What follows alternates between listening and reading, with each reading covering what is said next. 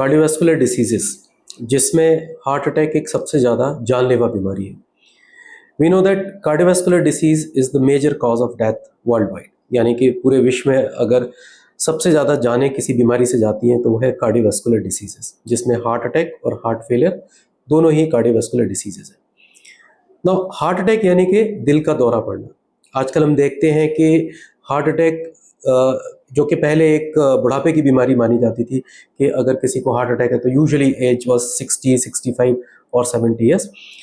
धीरे धीरे समय के साथ हम देख रहे हैं कि हार्ट अटैक की जो एवरेज एज है वो घट रही है, और इवन जो लोग 20s या 30s या 40s में हैं उनको भी हार्ट अटैक हो रहा है और हार्ट अटैक से जाने जा रही है। तो मुद्दा ये है कि क्या कारण है हार्ट अटैक के और किन कारणों से ये हार्ट अटैक अब कम उम्र पर भी हो रहा है। सबसे पहला कारण है हार्ट अटैक का शुगर, बीपी, स्मोकिंग और कोलेस्ट्रॉल। ये 4 मुख्य कारण होते हैं हार्ट अटैक होने के।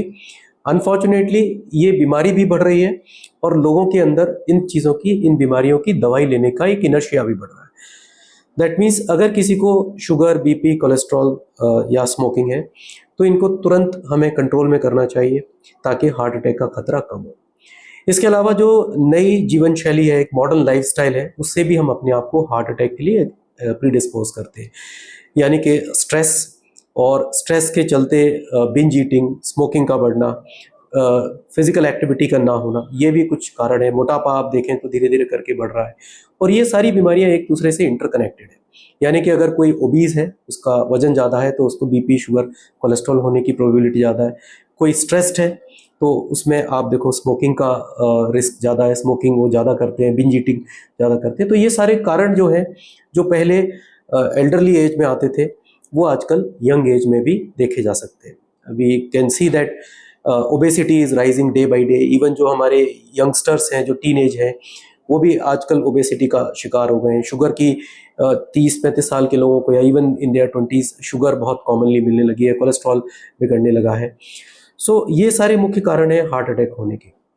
उसके अलावा हमारा एक जेनेटिक मेकअप है, यानी कि अगर हम कंपेयर करें वेस्टर्न पॉपुलेशन से, तो ये बीमारी जो ब्लॉकेज वाली बीमारी है वेस्टर्न पॉपुलेशन में 10 यानी कि 1 डिकेड लेट आती है। That's because of our genetic predisposition, यानी कि हमारा जो जेनेटिक मेकअप है वो भी थोड़ा सा फॉल्टी होने के चलते जो एशियंस है उनको ये हार्ट अटैक की बीमारी 1 दशक पहले आती है।